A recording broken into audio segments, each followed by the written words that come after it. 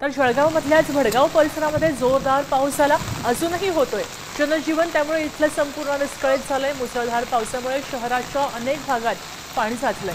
नागरिकांची गैरसोय होतेच आहे। रस्त्याला नदीचं स्वरूप आलेलं आहे आणि वाहतुकीला मोठा अडथळा निर्माण होतोय। अनेकांच्या घरात सुद्धा पाणी शिरलंय, त्यामुळे नागरिकांच्या संसारोपयोगी साहित्याचं मोठं नुकसान झालंय। आधीच हातावर पोट असलेले हे स्थानिक इथले नागरिक त्यांच्या घरातल्या वस्तूंचं पावसानं नुकसान केलेलं आहे। चिखलमय सगळं झालेलं आहे। सध्याच्या इथल्या सगळ्या परिस्थितीचा आढावा घेतलाय आमचे प्रतिनिधी संजय महाजन यांनी। पाहूयात कशी परिस्थिती आहे जळगावात। जळगाव जिल्ह्यातील भडगाव या ठिकाणी मोठ्या प्रमाणावरती नुकसान या ठिकाणी बघायला मिळतं आहे।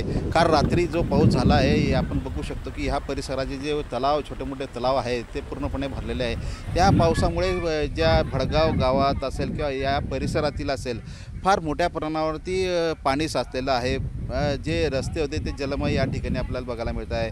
आता जरा पाणी जरी थांबलं असलं तरी पण काही मोठं नुकसान या ठिकाणी झालेलं आहे। या नुकसानीचे पंचनामे लवकरात लवकर करण्याचे आदेश प्रशासनाने दिले आहे। मात्र जे पाऊस या ठिकाणी झाला हा मोठ्या प्रमाणावरती पाऊस झाल्याने शेतकऱ्याचं पुन्हा या ठिकाणी मोठं नुकसान बघायला मिळत आहे। तर लवकरात लवकर शासनाने या ठिकाणी लक्ष देऊन शेतकऱ्याचं असेल किंवा इतर जे दुकानं असेल घरामध्ये पाणी गेलेलं आहे त्याचं नुकसान भरपाई लवकरात लवकर द्यावी अशी या ठिकाणी मागणी होत आहे।